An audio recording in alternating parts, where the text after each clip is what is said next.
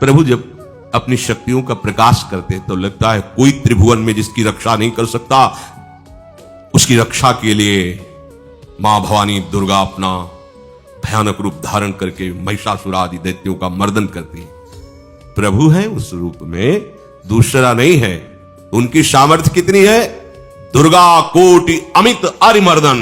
हरि की सामर्थ्य कैसी? अमित दुर्गाओं जैसी। 1 करोड़ अरब नहीं, अमित दुर्गाओं जैसी दुष्टों का मर्दन करने की सामर्थ्य। अमित था नहीं कि कितनी सामर्थ्य है। एक दुर्गा रूप में जब हरि प्रकाशित होते हैं तो त्रिभुवन में कोई सामने खड़ा होने वाला नहीं होता। मां भवानी जिस समय अपने स्वरूप में आती, किसी की ताकत नहीं है। ये शुंभ निशुंभ इतने बलवान दैत्य थे, त्रिभुवन में कोई इनका बाल बांका भी नहीं कर सकता था। स्मरण किया समस्त देवताओं ने तो भगवान से ही शक्ति का प्रादुर्भाव हुआ। इतना सुंदर रूप मां भगवती का। शुंभ निशुंभ के पार्षद घूमते रहते थे, उन्होंने देखा, जाके बताया कि आपके महल में जितनी सुंदरियां उसकी दासी बनने योग्य भी नहीं है, ऐसी सुंदरी का हमने दर्शन किया। बोले मेरा जाके परिचय बताओ। बोले ऐसा नहीं लगता कि आपके परिचय बताने से केवल आ जाएंगे। तो उनका अगर ऐसा नहीं तो केश कर्षण निर्धुता गौरवा मां गरिष्यति, उसके गौरव को धूल में मिलाते हुए बाल पकड़कर घसीट कर हमारे पास लाओ। मार्कंडेय पुराण। उनके पार्षद गए और बताया हमारे मालिक शुंभ निशुंभ है, उनका आदेश है कि आप महल में चलो और आदर सहित, अगर आप ऐसा ना करते हैं तो मैं आपका निरादर करते हुए बाल पकड़कर घसीटते हुए ले जाऊंगा। देवी जी ने मुस्कुरा दिया और कहा अपने मालिक से कह दो जाकर के कि हम उसी की आज्ञा पालन करती है जो हम पर युद्ध में विजय प्राप्त कर ले। वो जाके बोले हाँ वो तो मतवाले, त्रिभुवन में कोई जोड़ ही नहीं था। आए और उद्दंडता पूर्वक वचन बोलने लगे। माता जी ने कहा तब तक बोल ले जब तक मैं मधु का पान कर रही हूं, बस ये पान करते ही तेरी जीवन लीला समाप्त हो जाएगी। ऐसा ही हुआ। जो ही पान करके सिंह पर सवार होकर गर्जना की, सारा का सारा अहंकार धूल दूषित हो गया, काट के फेंक दिया। ऐसी अनंत अमित दुर्गाओं जैसी सामर्थ्य हमारे प्रभु श्री हरि में, अमित दुर्गाओं जैसी, क्योंकि अनंत शक्तियों के स्वामी हैं। उनकी लीला में क्यों में अरे वो जब करुणा करते हैं, अपनी महिमा से उतरते हैं, तो भक्त जब ऐसे कर देता है तो डरप जाते हैं। माधवदास बाबा ने कहा नहीं चलना तुम्हें ब्रज में, हम तुम्हारी कहां तक सेवा देखेंगे, तुम्हें बाल भोग राजभोग। बाबा जी हैं, कभी मिला कभी यही रहो। वो बाबा आपके बिना नहीं रह सकते। दोबारा बोल नहीं पाए जगन्नाथ। ये सुनकर के हृदय बलिहार होता है। ओ ऐसे सामर्थ्यशाली प्रभु अपने भक्त के प्रेम प्रणय पर भी कितना डरते हैं। ये भक्त नाच पड़ता है। ये कुतर्क की संशय की वृत्ति यहां प्रवेश नहीं करती। दुर्गा कोटि अमित अरिमर्दन, अमित गिनती नहीं ऐसी अनंत दुर्गाओं जैसी शक्ति हमारे प्रभु में विराजमान है। शक्र कोटि सत सरिष विलासा, आहा अरबों इंद्र जैसा विलास प्रभु में। अरबों, एक इंद्र त्रिभुवनपति है, अरबों इंद्र के समान प्रभु का ऐश्वर्य है। और नव शत कोटि अमित अवकाशा, जिसे एक आकाश के लिए गरुड़ जी से कह रहे हैं कि मच्छर से लेकर आप तक उड़ते हो पार पाए, बोले ऐसे अरबों आकाश के समान अवकाश है प्रभु में। मरुत कोटि सत विपुल बल, रवि सत कोटि प्रकाश, शशि सत कोटि सुशीतल, समन सकल भव त्रास। अरबों अरबों पवन के समान महान बल है। अगर त्रिभुवन में कोई बल है तो पवन में बल है, वायु बल। बड़े बलवान देवता, बल में इनके समान कोई नहीं। इन्हीं के अंश से प्रकट होते पवन पुत्र हनुमान, और इन्हीं के अंश से प्रकट होते पवन पुत्र भीम। बेजोड़ बलशाली महात्मा दोनों। महात्मा बेजोड़ बलशाली। जेगिर चरण दे हनुमंता, चले उसगा पाताल तुरंता। जिमि अमोघ रघुपति कर बाना, ये ही भांति चले हनु। किलकार दे तो राक्षसियों के गर्भ गिर जाते थे। ऐसे महान बली हनुमान जी। और भीम का क्या कहना है? जब ये देव पुष्प उड़ करके आया और द्रौपदी जी को दिया गया, तो द्रौपदी जी ने कहा इसका जोड़ होना चाहिए, इस पुष्प का। सबसे कहा पर किसी ने नहीं सुना। भीम ने कहा कहीं भी मिलेगा मैं इससे लाएंगे। ऋषियों ने समझाया कि आगे मत बढ़ो, ये यक्षों की भूमि है, युद्ध हो जाएगा और तुम्हें तैयारी करनी है हस्तिनापुर के लिए, और तुम इधर, वो सब दिव्य हैं। पवन पुत्र हैं, किसकी माने। अपने वेग को बढ़ाया तो महाभारत में पढ़ के देख लो, इनके चलने के वेग से वृक्ष उखड़ उखड़ कर गिर रहे थे। ऐसे जब चल रहे थे तो चलने के वेग से वृक्ष उखड़ जाते थे भीम के। तो हनुमान जी ने सोचा किसी के समझाए तो समझेंगे नहीं, तो आगे पवन पुत्र ही बैठ गए, बूढ़े बानर का भेष लेकर, लंबी पूंछे से। मार्ग में मर्यादा है, किसी पशु को भी नहीं लांघना चाहिए। विवेकवान उपासक ऐसा नहीं कि कोई सो रहा है पशु भी आप उसे लांघ जाए, ऐसा नहीं। जो विवेक है, जो मर्यादा है, वैसे किसी सोते हुए को लांघना नहीं चाहिए। उन्होंने कहा है वृद्ध बानर, ये अपनी पूंछ हटा ले और मार्ग दे दे, इस समय मैं विशेष कार्य के लिए जा रहा हूं। तो उनका जब कही दिया है वृद्ध, तो आप समझ ही रहे होगे कि वृद्ध में क्या ताकत होती है। अब मेरी ताकत पूंछ हटाने की नहीं रह गई है, आपने तो वृद्ध ही कह दिया है, तो आप समझ रहे हो ना, आप पूंछ हटा लीजिए। कहा हमारी आज्ञा की अवहेलना करे, ऐसे उठी नहीं, दोनों हाथ लगाया, नहीं उठी, पूरी ताकत लगा दी। पवन पुत्र भीम की पूरी ताकत लग गई, पूछ जरा से भी नहीं। हाथ जोड़ के खड़े बोले हम समझ गए हमारे बड़े भ्राता आप हनुमान जी हैं, क्योंकि ऐसा कोई बानर सृष्टि में पैदा नहीं हुआ कि मैं उसकी पूंछ हिला सकूं, मैं समझ गया। तो मुस्कुराए और बैठ के बोले हमारी आज्ञा मानो, इस मार्ग में मत जाओ, ये देव मार्ग है, ऐसे ऐसे सिद्ध है कि आपका अपराध बन जाएगा, आप शाप से युक्त हो जाएंगे, इसलिए मैं आपको मना। बोले प्रभु जब आप कृपा करके आए हो तो हमें वो रूप दिखा दो जो लंका में आपने रूप दिखाया। बोले मत उस बात की चर्चा करो, रहने दो। बोले प्रभु एक बार देखना चाहता हूं कि मेरा बड़ा भाई कितना बलवान है। हनुमान जी ने कहा फिर देख लो। कनक भूधराकार शरीरा, समर भयंकर अति बल। कांप गए भीम जी, हाथ जोड़ बोले भीम स्वर्णिम कांति, वो भयानक उनका रुद्र रूप, कांप गए भीम, कांप गए। वायु में अगर बल में देखा जाए तो सबसे ज्यादा वायु बलवान है। भगवान कैसे है? मरुत कोटि सत विपुल बल, अरबों वायु जैसी महान ताकत हमारे प्रभु में, संशय नहीं। वो अगर छोटी सी कार्य के लिए सहयोग लेते हैं, ए उठवा दो, ऐसा कर, भक्तों के साथ वो विनोद करते, लीला करते हैं, नहीं उनमें बल कितना है। ऐसे पवन पुत्र हनुमान जिनके चरणों को ऐसे गोद में लिए रहते हैं। एक उपनिषद में चरित्र आता है कि असुरों पर विजय प्राप्त करने के कारण देवताओं को गर्व हो गया और सभा में नृत्य गान चल रहा था। भगवान जब किसी पे गर्व करते हुए देखते हैं तो उनको अच्छा नहीं लगता। फिर सृष्टि के विधान के प्रधान अधिकारी जब देवतागण और देवराज इंद्र और उन्मत्तता, विजयश्री में उन्मत्तता आ जाती है, तो भगवान ने एक यक्ष का रूप धारण किया और सभा के प्रधान द्वार पर दिखाई दिए। देवराज इंद्र ने कहा कि पता लगाओ ये कौन है, बिना आज्ञा के बिना सूचना के कैसे आ गया है, क्योंकि त्रिभुवन पति है ना। अग्नि देवता ने कहा मैं जाता हूं, पता लगा के आता हूं, क्योंकि किसी बलवान का परिचय पूछने के लिए निर्बल को नहीं भेजा जाता। अग्निदेव गए और कहा आप अपना परिचय दीजिए, कौन हो और यहां कैसे आए हो। तो उनका परिचय लेने के पहले हम आपका परिचय जानना चाहते हैं, आप कौन हो। तो उन्होंने कहा कि मैं अग्निदेव हूं, सामर्थ्य आपकी, त्रिभुवन को उपले की तरह भस्म कर सकता हूं। मैं समस्त प्राणियों के उदर में बैठकर अन्न और जल का पचाकर जीवन दान देता हूं, जीवन पोषण करता हूं। अच्छा, एक दिन का फेंका, हम तुम्हारी बात तभी प्रमाणित, ये उपनिषद की बात, हम तुम्हारी बात तभी प्रमाणित मानेंगे जब तुम इस तिनके को जला दोगे। कोई अग्नि देवता से तिनका जलाने की बात कहे, सहज में दृष्टि डाली, कुछ नहीं हुआ, पूरा पावर लगा दिया।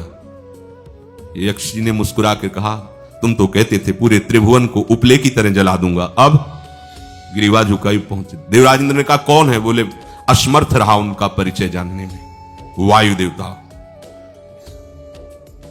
आप अपना परिचय बताइए। आप अपना परिचय जो आए हो तो हमें पहले बताओ, तब हम अपना परिचय दें।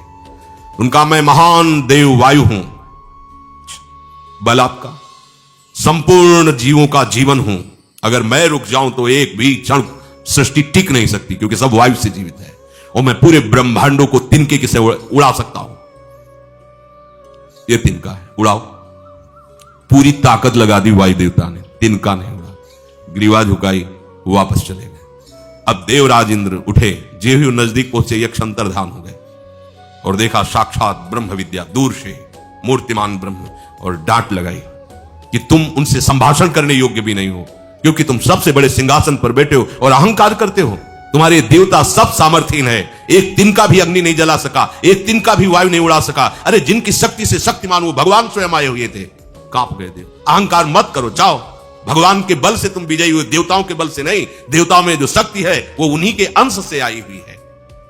अरबों वायु के समान महान बलशाली हमारे श्री हरि, अरबों सूर्यों के समान उनका प्रकाश, अरबों सूर्यों के समान प्रकाश, अरबों चंद्रमाओं के समान सुशीतलता, समस्त भयों और दुखों का नाश करने वाले प्रभु श्री हरि। काल कोटि सत सरिसती, दुस्तर दुर्ग दुरंत, धूम के तु सत कोटिशम, दुराधरस भगवंत। अरबों कालों की सामर्थ्य, अरब नहीं अरबों कालों की सामर्थ्य भगवान, एक काल अनंत ब्रह्मांडों में तांडव मचाए रखा है। अरबों काल अमित बलशाली, अत्यंत दुस्तर दुर्गम दुरांत, कौन? प्रभु श्री हरि। सारी समस्याओं का अरबों धूमकेतुओं के समान अत्यंत प्रबल सामर्थ्यशाली, उनके स्थान पर प्रभु अगाध सत कोटि पताला, शमन कोटि सत सरिस कराला, तीरथ अमित कोटि सम पावन, नाम अखिल अघ पूग नशावन। कितने अथाह हैं प्रभु, बोले अरबों पाताल से भी बढ़कर, अरबों पाताल से भी बढ़कर गहरे हैं, कोई था नहीं पा सकता। कितने भयानक हैं, अरबों यमराजों से भी ज्यादा भयानक प्रभु श्री हरि हैं। अनंत कोटि तीर्थों को भी पावन करने वाले परम पवित्र जिनके श्री चरण है वो तीर्थपाद श्री हरि हैं। अनंत तीर्थों की, उनका नाम ही संपूर्ण विश्व के पाप समूहों का नाश करने में समर्थ है। हिमगिरि कोटि अचल रघुवीरा, सिंधु कोटि सत समगंभीरा, कामधेनु सम कोटि। आहा, देखो अब किसके सामने तुम्हें हाथ पसारने की जरूरत है? समझो, अगर अपने प्रभु को जान जाओगे, समझ जाओगे, तो फिर कहीं इधर उधर झांकने की जरूरत नहीं, किसी के सहयोग की जरूरत नहीं। कैसे प्रभु? ऐसे वो स्थिर हैं कि जैसे तूफान चल रहा और हिमालय का आश्रय ले लो तो डरने की जरूरत नहीं, कोई भी तूफान हिमालय को उखाड़ नहीं सकता। ऐसे ही कह रहे हैं, अरबों हिमालयों जैसी स्थिरता प्रभु श्री हरि में है। अरबों समुद्रों के समान गंभीर है।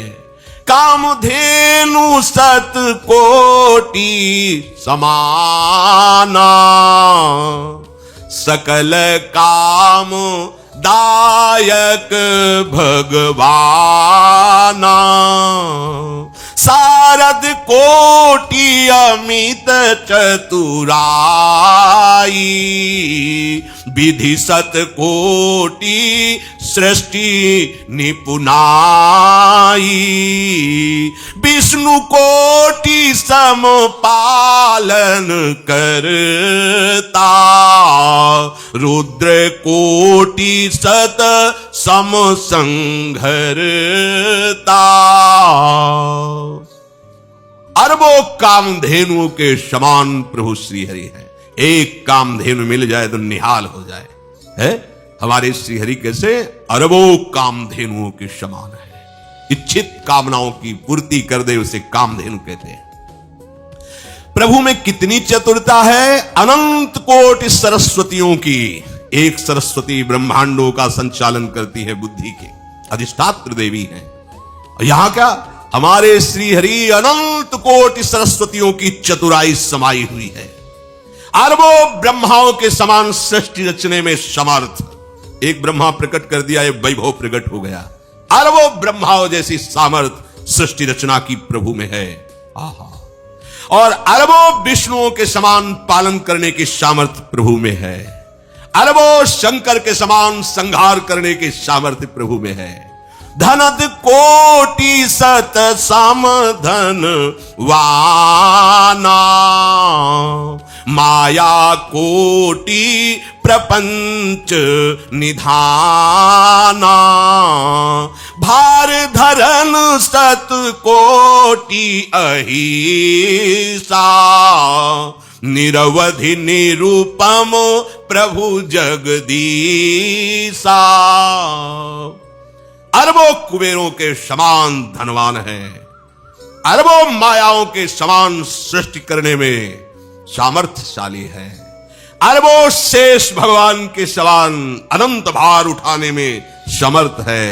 जगदीश्वर प्रभु श्री हरि की कोई उपमा कोई सीमा नहीं है, ये उपमा रहित और सीमा रहित है। निरुपम न उपमा आन राम समान, राम निगम कहे, जिम कोटि सत खद्योत समु, रवि कहत अति लघुताल है। यही भांति निज निज मति विलास, मुनीस हरि बखा नहीं, प्रभु भाव गाहक अति कृपालु, सप्रेम सुनि सुख मानहि, प्रभु भाव गाहक अति कृपालु, सप्रेम सुनि सुख मानहि। प्रभु श्री हरि उपमा रहित है, उनकी कोई अनंत ब्रह्मांडों में किसी से उपमा नहीं दी जा सकती। प्रभु के समान केवल प्रभु है, ऐसा वेद कहते हैं। अरबों जुगुनियों के समान यदि सूर्य को कहा जाए तो सूर्य का अपमान होता है, सम्मान नहीं। ऐसे ही जो अभी तक वर्णन किया गया उसको समझो। अरबों जुगनुओं के समान यदि सूर्य को कहा जाए तो सूर्य की प्रशंसा नहीं, एक तरह से अवहेलना है। इसी प्रकार अपनी बुद्धि के विकास के अनुसार मुनीश्वर, अपनी बुद्धि के विकास और प्रकाश के अनुसार मुनीश्वर प्रभु का वर्णन करते हैं। गुण महिमा नाम बल पर था कोई नहीं पाओ, आज तक कोई था नहीं। ऐसे प्रभु की लीला में कोई कुतर्क, कोई संशय, अब वो क्या बुद्धि है उसका खुद विचार करे। कोई समझ नहीं पा रहा हृदय की बात। ये जीवन का लंबा सफर है, ये उकताए हुए पुरुष को योग प्राप्त नहीं होता।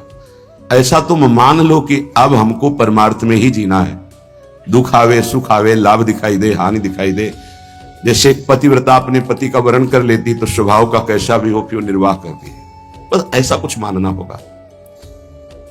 हमें कोई आनंद नहीं मिल रहा, हमारे कोई विकार नष्ट नहीं हो रहे, हमें कोई लाभ नहीं दिखाई दे रहा, पर हम छोड़ नहीं सकते आपको। हम नरक जाएंगे, ऐसे लक्षण है हमारे, पर हम आपको नहीं छोड़ पाएंगे। जीत गए। हमारी बात समझ लेना, अगर समझ पाओ तो। अगर ये बात हृदय में बैठ गई ना कि महारानी जी के सिवा हमारा निस्तार, हमारा कल्याण, हमारा परम हित अब और कहीं नहीं होना, क्योंकि हम किसी काबिल नहीं, अब हम महारानी जी को नहीं छोड़ सकते। बस इतनी बात हमें चाहिए। हम आपसे जितेंद्रीय हैं, मनोनिग्रही हैं, बने रहिए। हमारे यहां केवल अपनेपन की मांग है आपकी, और सब कुछ आप हो सकते हैं लेकिन अपनापन नहीं दे सकते। मात तात सुतदार देह में मति अरुज है मति मंदा, और हित किशोर को होए चकोर तू लख वृंदावन, सीधे लख वृंदावन चंदा। एक मात्र प्रियाजू का आश्रय, आदेश विधान सब कुछ स्वीकार। गृह त्याग करा रहे हैं आचार्य चरण। पुत्र पत्नी, वैभव, सम्मान, त्रिभुवन पूजित। आदेश होता है कि राधा वल्लभ जी को, दो सखियों को प्रश्नवाचक चिन्ह नहीं आया कि प्रभु अभी तो त्याग के ही आ रहे हैं, क्या कहेंगे देवन वाले कि हित हरिवंश महाप्रभु यहां तो गृह त्याग किया। अच्छा, कहीं स्फुरण भी नहीं हुआ। क्यों? जोई जोई प्यारो करे सोई मुहि भावे। आज उसी वंश से, उन्हीं आराध्य देव से लाखों का निकुंज में प्रवेश हुआ, हो रहा है, आगे होता रहेगा। नित्यानंद महाप्रभु बाल्यावस्था से लंगोटी वाले परम बैरागी दिगंबर अवधूत, कैसी कैसी स्थितियां महाप्रभु चैतन्य देव ने आदेश किया, आपको विवाह करना है और ऐसी संतान प्रकट होनी है जिसे लोक मंगल होगा। दोबारा प्रश्न नहीं किया कि आप गृहस्थ से विरक्त में पदार्पण किया और यहां बाल्यावस्था से विरक्त अब गृहस्थ की आज्ञा, सरकार ये कैसी आज्ञा, कभी प्रश्न नहीं किया। नाम जापक हैं, मार मार के खाल खींच दी गई, उनके हृदय में प्रश्न नहीं हुआ कि ऐसा विधान क्यों बनाया हरि। बहुत विचार करने पर उपासक को बहुत धैर्यवान होकर के इस मार्ग में चलना है, ऐसे चला जाता है। ये मार्ग ऐसे चला, कुछ पकड़ना मत तो वो आपको पकड़ लेंगे, गिरोगे नहीं।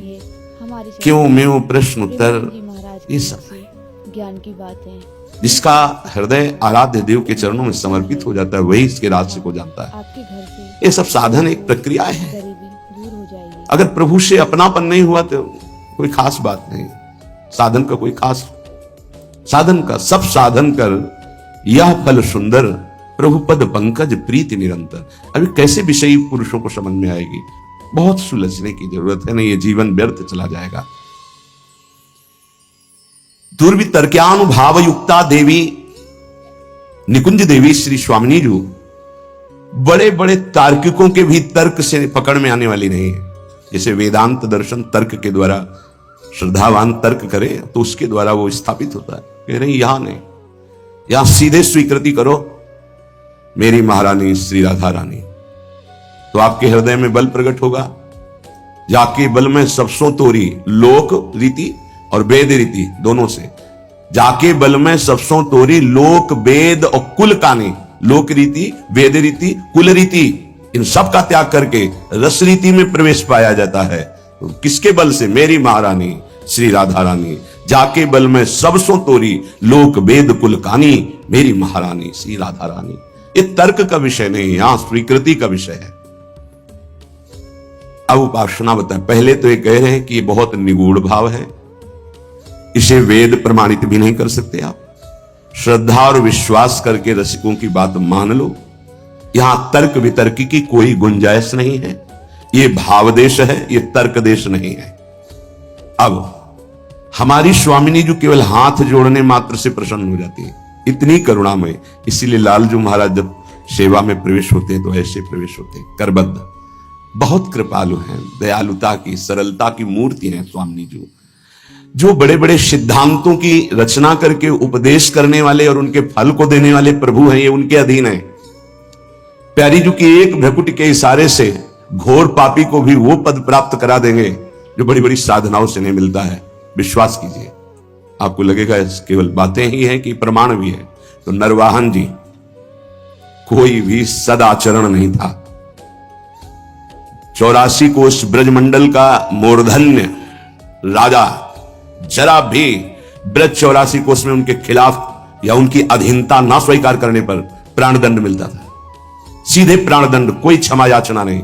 ऐसा उनका स्वभाव और प्रभाव था।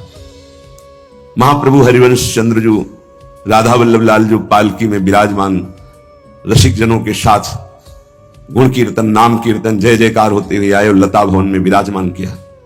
सेवकों ने सूचना दी कि कोई महान तेजस्वी पुरुष आभूषण आदि लेकर के अपने इष्ट देव के साथ पधारे हुए हैं, पर उनका तेज ऐसा है कि हम लोगों की हिम्मत ही नहीं कि उनके सामने जा सके, ये आपसे निवेदन करते हैं।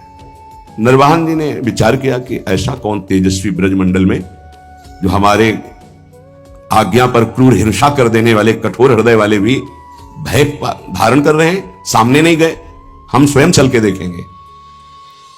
एक भागवतिक आभा होती है, भागवतिक बल होता है, वो जिस पर कृपा होनी होती है उसी को अनुभव में आता है। जैसे अपने गुरुदेव भगवान के पास जब जाते हैं तो एक भागवतिक बल वहां स्थापित है। वो शायद है कि लाडली जी की कृपा से आपको दिखाई देगा। रोम रोम उस समय बिल्कुल अलर्ट रहता है, सावधान। एक अद्भुत कि जब गुरुदेव श्री जी को देख रहे हैं तो हम गुरुदेव को देख सकते हैं, लेकिन जब गुरुदेव हमारी तरफ देखेंगे तो हमारी हिम्मत नहीं कि हम देख सके, नेत्र झुक जाएंगे ऐसे। वो एक अद्भुत बल होता है। नरवाहन जी पर कृपा होनी थी। हितजू महाराज किसी भी भाव से कोई आवे तो उसको श्री जी प्रदान करते, इतने अद्भुत दाता है। महिमा तेरी कहा कहूं श्री हरिवंश दयाल, तेरे द्वारे बटत हैं सहज लाडली लाल। बड़ा विचार कर रहा था कैसे होंगे, क्या प्रभाव होगा। जब दर्शन करने के लिए आए तो हिम्मत नहीं पड़ी सामने जाने की। लता भवन की ओट से देखा, जैसे प्रियाजू के नेत्र ऐसे हितजू महाराज के नेत्र। अतुलित रस बरसत सदा सुख निधान बनवास, अद्भुत महिमा महि प्रगट सुंदरता की रास।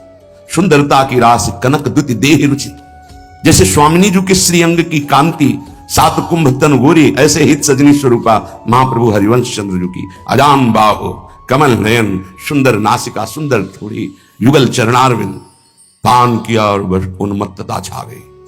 अभी राधा वल्लभ जी को देखा ही नहीं था, केवल महाप्रभु को देखा था।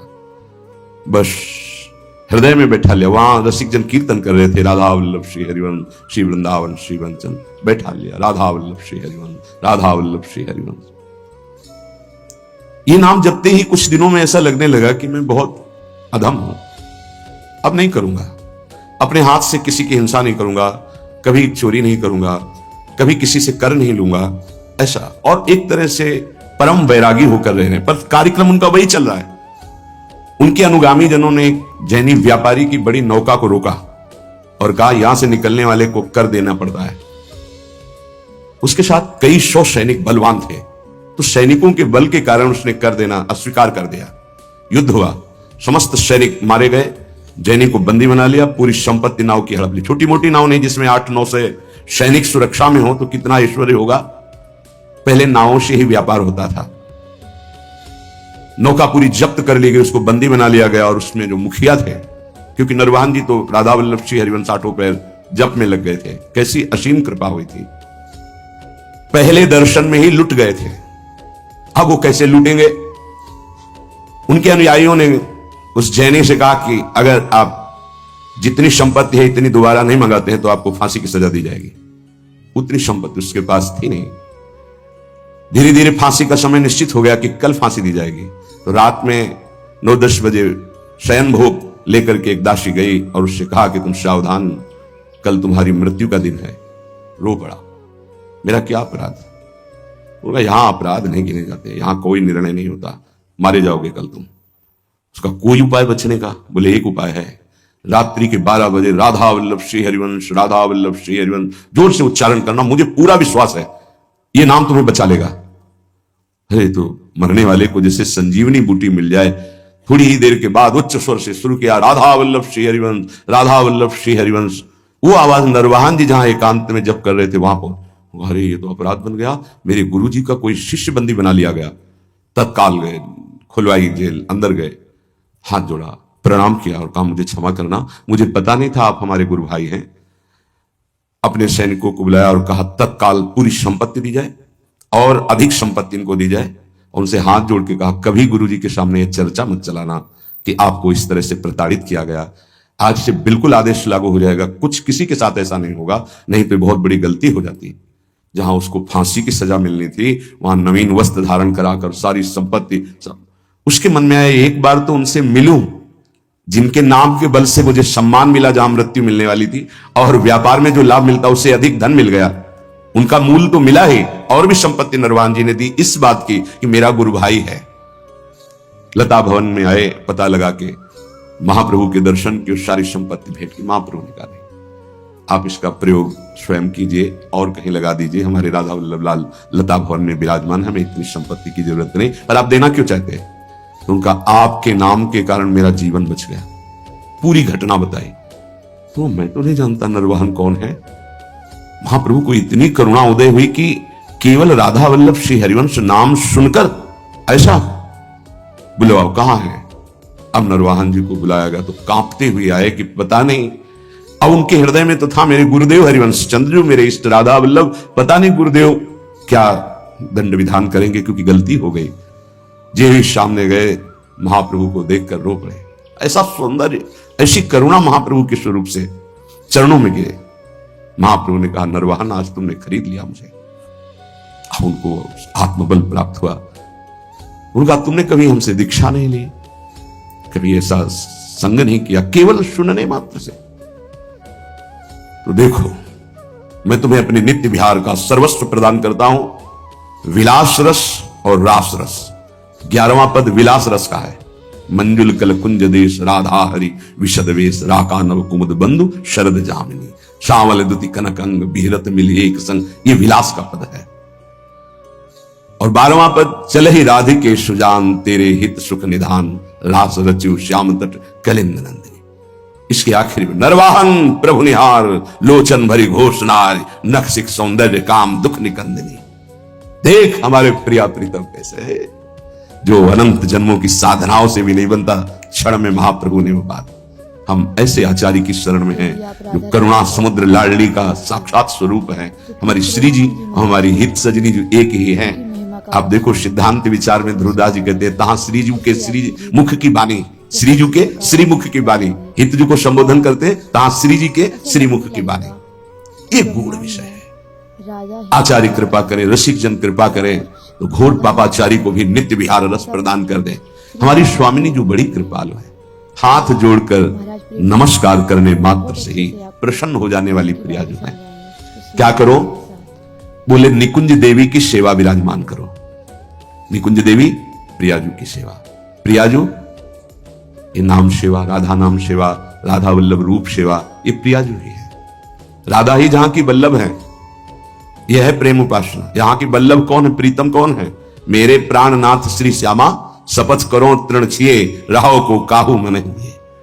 हमारी प्रियाजू को श्याम वर्ण बहुत पसंद है, प्रीतम के श्रीअंग कांति के कारण।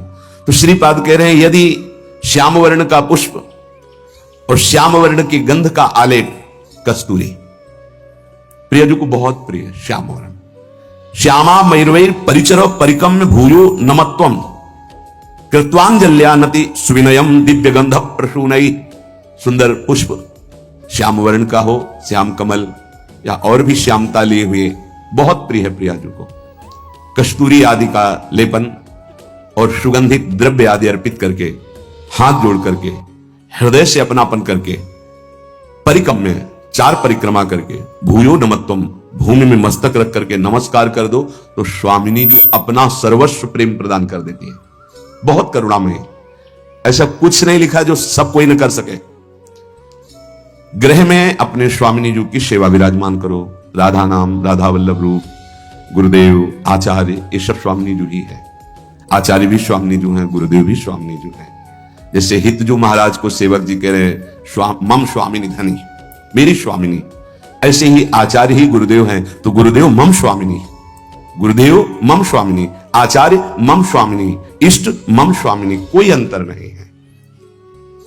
सेवा विराजमान करके हमारी लाडली जी को सबसे ज्यादा जो पसंद है वो अपनापन पसंद है। ये अंदर की बात है। मेरी लाडली देखो, अपने जैसे अधम के पास तो सेवा के लिए कुछ था ही नहीं, इत्र भी मांग करके गुरुदेव भगवान से लाते थे, वही इत्र भी देते थे अपने पास। तो केवल गुरुदेव ही थे, अपने पास केवल गुरुदेव ही थे, रहेंगे। जो है वो गुरुदेव का दिया हुआ है, अंतर और बाहर भी। इतनी मिश्री का भोग लगता था जो वृंदावन के पुष्प को समर्पित। और सबसे बड़ी बात कृपा की यह थी कि पर्दा लगा करके, और जब मिश्री इतनी रखते थे तब रुदन होता था। स्वामिनी जी आपके लिए कुछ नहीं हमारे पास, पर हम जैसे हैं आपके हैं।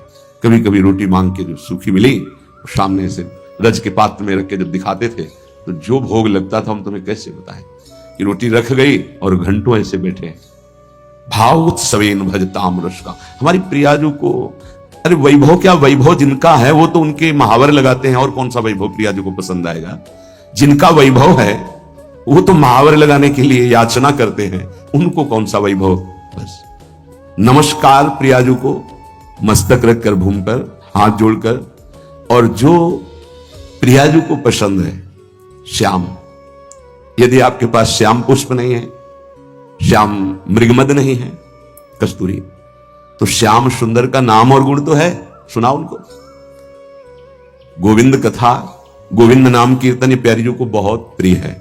जब आप सुनाओगे ना गोपाल सहस्त्र नाम, श्रीमद् भागवत के श्लोक जिनमें रूप माधुरी श्री कृष्ण चंद्र जी की, या जो महान ऋषिकों के, क्योंकि स्पष्ट समझ लीजिए, मेरे तन मन प्राण होते प्रीतम प्रिय, मुको तो भावती ठौर प्यारे के नैनन में, और खास बात नंद के लाल हरियो मन मोर। बस ये है हमारी श्री जी की पूजा। अगर समझ पाओ, पकड़ पाओ, श्री जी की पूजा यही है।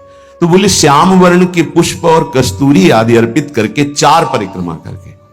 अगर आपको कुटिया में ऐसा विधान नहीं है कि आप परिक्रमा कर सके, तो आप यहां कर लीजिए 4 परिक्रमा, राधा वल्लभ जी की 4 परिक्रमा कर लीजिए, या अपने ठाकुर को ऐसा सिंहासन रखिए कि सेवा के बाद ऐसी जगह विराजमान कीजिए जहां पीछे से परिक्रमा कर सके। बड़ा महत्व है परिक्रमा का। पूजा की पूर्णता परिक्रमा से ही है। कह रहे हैं परिक्रम्यो और फिर भूयो नमत्वम, 4 परिक्रमा करके भूमि पे मस्तक रख के, स्त्री शरीर है तो पंचांग, पुरुष शरीर है तो साष्टांग। ये बहुत पहले आदेश हो चुका था श्री जी की प्रेरणा से कि हर साधक 11, 21, 51, 108 जितनी शरीर में सामर्थ्य है दंडवत करेंगे। तो ये तो सखी भी कर सकते हैं। प्रगट जिनका स्त्री शरीर है, पंचांग किया फिर खड़े हो गए, मंत्र जपा फिर प्रणाम किया, पंचांग फिर खड़े हो गए, 5, 7, 11 ये तो कर ही सकते हैं ना। इससे निश्चित आप देखना बहुत आनंद का मार्ग है श्री जी की 4 परिक्रमा। अच्छा, सेवा आप नहीं कर रहे तो दर्शन कर रहे हैं ना, सब सम्मिलित है सेवा में। निकुंज में सेवा कैसे, एक सखी पत्रावली लगा रही है तो शास्त्रों सखियां तन्मय हो रही हैं उसी पत्रावली में, तो सबकी पत्रावली की सेवा हो रही। एक पान की बीड़ी पवा रहे, सब तन्मय हो रही, तो सबकी बीड़ी सेवा हो रही। ये आंतरिक विषय है। आगे जब मन पवित्र होकर सेवा में जाएगा तो आप देख लेंगे। उसमें थोड़ा होता है कि मैंने पत्रावली नहीं कि तू हट मैं पत्रावली करूंगी, कल तूने की थी, ऐसा नहीं। सब सखियों में एक ही मन है। अगर एक प्रियाजू को चंवर कर रही है तो अनंतों सखियां चंवर कर रही। ये बात तब समझ में आएगी जब वहां प्रवेश होना। पर मान लो सुन के, ये सुनने को ही मिल रहा है, बड़ी दुर्लभ बात है। श्रीपाद आगे जो कह रहे हैं, क्षिप्त दिव्यहार निष्क कौस्तुभादि चंद्रिकम गंधलिप्त वक्ष आत राधिकांग पल्लवम राधिका विचित्र वेशभूषणादि तत्परम राधयाभिलिंगनोद्गतांति रोम विग्रहम। अंग अंग से रूप कांति प्रकाशित हो रही है हमारी स्वामी जी की। पार्श्व में विराजमान कौस्तुभ मणि धारण किए हुए श्री लालजू महाराज और पल्लवों से आच्छादित लता भवन में और पल्लवों की शैया में जो हमारी प्रियाजू विराजमान, अद्भुत वेशभूषा, श्याम तमाल के समीप मानो कंचन बेली लिपटी हुई हो, ऐसी गूढ़ स्वरूप वाली प्रियाजू। लब्धानन्वम भजन विभवम चैक चोरो निसीथे। बहुत जोर की बात है, चोरी चोरी भजन करना सीखो। श्रीपाद कह चोरो निशीथे, निशीथ कहते हैं अर्धरात्रि को 12 बजे। चोर का प्रोग्राम 12 बजे से शुरू होता है, नहीं होता? क्योंकि 12 और 2 का जो समय होता है इसमें सब बेशुद्ध होने लगते हैं। 4 तक तो जिसको नींद ना आती हो तो 2 से 4 के बीच में आ ही जाएगी। और यही होता है भजनानंदी का। ये थे पूज्य प्रेमानंद जी महाराज के अनमोल वचन जो हमें जीवन का सच्चा मार्ग दिखाते हैं और भक्ति का भाव जागृत करते हैं। अगर आपको ये वीडियो अच्छा लगा हो तो वीडियो को लाइक और शेयर करना ना भूलें और हमारे चैनल को सब्सक्राइब जरूर कर लें ताकि आने वाले वीडियो का नोटिफिकेशन आपके पास सबसे पहले पहुंचे। जय श्री राधे कृष्णा, राधे राधे।